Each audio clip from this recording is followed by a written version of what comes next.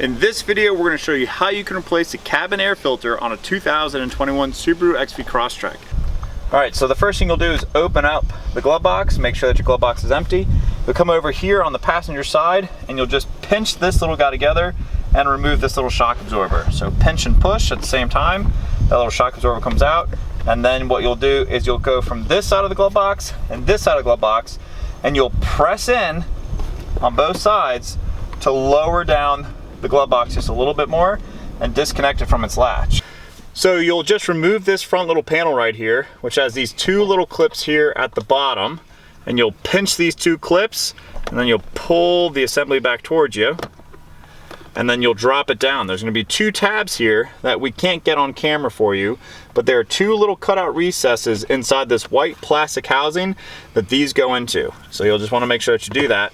Then what you'll do is you will grab your air filter and just pull it towards you. It will fight you on the way out, but just gently grab it and pull it out. And then your new air filter will have a sign that's either telling you which direction for airflow or which direction. So this is telling us that the filter needs to be placed facing up.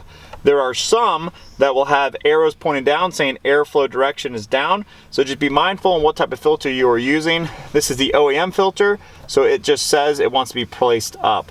Then you'll go ahead and just reinstall it into its small little guides, and you'll see on the either side of the box there's two little pieces for that. And then you can start reassembly by first grabbing your little piece. You'll see that it has the up arrow, so you know that it goes up into its little keeper and its housing. So we'll just chase that guy right into its home.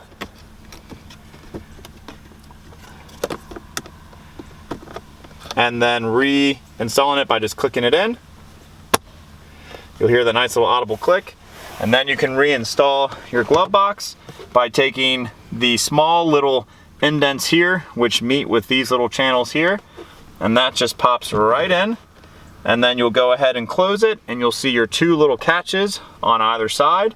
And you'll just gently close it, it'll catch itself, and then you rehook your shock absorber and shut your glove box and you're done. So now we'll take our little shock absorber here, we'll pull it back down gently, put it over top of its little keeper here, and then just press it in. I suggest pressing it on either side, but wanted to show you guys for the camera.